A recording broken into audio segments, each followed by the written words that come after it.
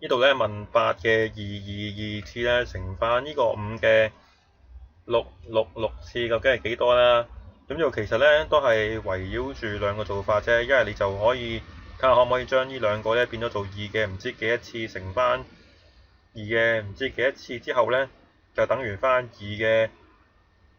問號加問號咁樣。咁但係你發現咧，呢度咧8咧同5咧都唔可以係一個2嘅倍數嚟嘅，咁所以冇辦法啦。咁你唯有咧就將呢一個轉咗做2嘅3次，呢度咧即係8就係2嘅3次啦，就係222啦，乘翻5嘅666啦。咁咧呢個咧就係2嘅666次乘翻5嘅666次咧，咁就係等於翻10嘅，即係你可以話睇成係呢度係2乘5嘅666次咧，就係等於翻10嘅666次啦。